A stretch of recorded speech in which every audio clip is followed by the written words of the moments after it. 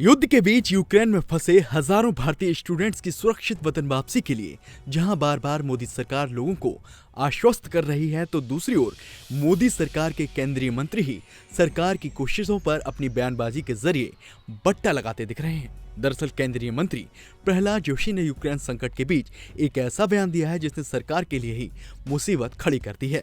दरअसल मंत्री जी ने कहा है कि विदेश में मेडिकल की पढ़ाई करने जाने वाले 90% स्टूडेंट्स भारत में क्वालिफायर तक पास नहीं कर पाते। मंत्री जी का ये बयान ऐसे समय में आया है जब हाल ही में भारतीय छात्र की यूक्रेन में युद्ध के दौरान जान चली गई थी, जिसके बाद मंत्री जी का वहां फंसे भारतीय स्टूडेंट्स की काबिलियत पर सवाल उठाना सोशल मीडिया पर लोगों को नागवार गुजरा। साथ ही विपक्ष के नेताओं ने भी उनकी क्लास लगा दी।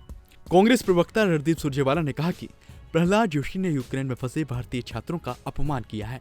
वहीं एनसीपी सांसद सुप्रिया सुले ने कहा कि यूक्रेन में फंसे छात्रों और उनके पेरेंट्स दोनों के लिए हालात अच्छे नहीं हैं। इस बीच हमारा फोकस भारतीय यात्रियों को सुरक्षित वहां से निकालने पर होना चाहिए। मुझे ये सोचकर चिंता होती है कि ऐसे माहौल में भी हमारे कुछ मंत्री कठोर, असंवेदनशील और गैर जिम्मेदार बयान दे रहे हैं। खैर, ये तो बात हो गई विपक्ष के हमले की। अब आपको मंत्री जी के आगे का भी बयान बता देते हैं। दरअसल भले ही बोलते बोलते मंत्री जी कुछ भी बोल गए हों, लेकिन उन्होंने अपने बयान पर लीपापोती करने की पूरी कोशिश की थी।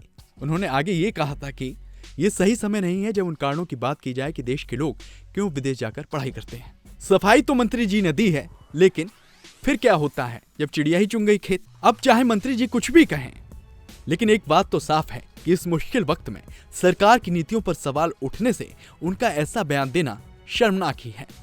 क्योंकि सच तो यह है कि यूक्रेन जैसे देश भारतीयों के लिए मेडिकल की पढ़ाई करने के लिए किफायती ऑप्शन है। यूक्रेन, रूस समेत ऐसे ही दूसरे देशों में 5 साल में करीब 30 लाख रुपए खर्च करके MBBS की पढ़ाई पूरी की जा सकती है। वहीं भारत में इस पढ़ाई का खर्च 70 लाख रुपए तक पहुंच जाता है। इसके साथ साथ सीमित सीटों की वजह से भी छात्रों के सामने दिक्कतें पेश आती हैं। ऐसे में छात्रों का वहां जाना लाजमी है। साथ ही यूक्रेन और रूस जैसे देशों में जाकर पढ़ने की दूसरी वजह यह भी है कि यहाँ के मेडिकल कॉलेजों को वर्ल्ड हेल्थ ऑर्गेनाइजेशन यानी कि WHO ने मान्यता दी हुई है। साथ ही साथ जिस क्वालिफायर की बात कर रहे थे, ऐसे में छात्रों का विदेश जाकर पढ़ना कोई गलत बात तो है नहीं, जो मंत्री जी ऐसी बयानबाजी कर रहे हैं।